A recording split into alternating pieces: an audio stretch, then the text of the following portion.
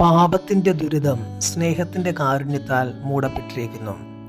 ക്രിസ്തുവിൽ പ്രിയരെ, തപസ്സുകാലം 2-ാം വാരം തിങ്കളാഴ്ച തിരുസഭ നമ്മുടെ വിചിന്തനത്തിനായി നൽകിയിരിക്കുന്ന തിരുവചന ഭാഗങ്ങൾ ദൈവകാരുണ്യത്തിൻ്റെ മഹനീയത പ്രകീർത്തിക്കുന്നതാണ്. ഞങ്ങളുടെ ദൈവമായ കർത്താവേ, കാരുണ്യവും പാപമോചനവും അങ്ങയുടേതാണെന്ന് ഘോഷിക്കുന്ന ദാനിയേൽ പ്രവാചകനെ 1-ാം വായനയിൽ നാം കാണുന്നു.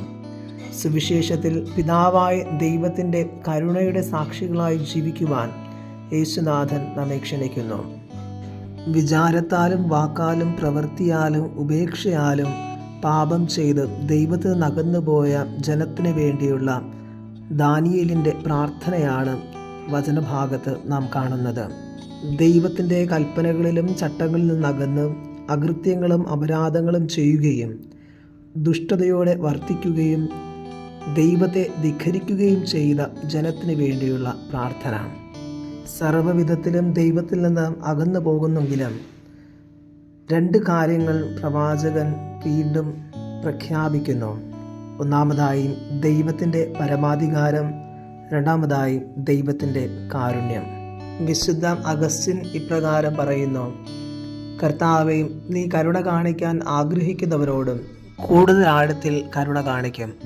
ദൈവത്തിൻ്റെ ആഴമായ കരുണയ്ക്ക് വേണ്ടിയുള്ള പ്രാർത്ഥനയാണ് ഈ വചനഭാഗം. സുവിശേഷത്തിൽ ദൈവപിതാവിൻ്റെ കാരുണ്യം ജീവിക്കുവാനായിട്ടുള്ള ക്ഷണമാണ് യേശുനാഥൻ നൽകുന്നത്. നൽകുകയും മാപ്പ് നൽകുകയും ചെയ്യുന്നവർക്കുള്ള സമൃദ്ധമായ പ്രതിഫലത്തെക്കുറിച്ചുള്ള സൂചനയും വചനഭാഗം നൽകുന്നു.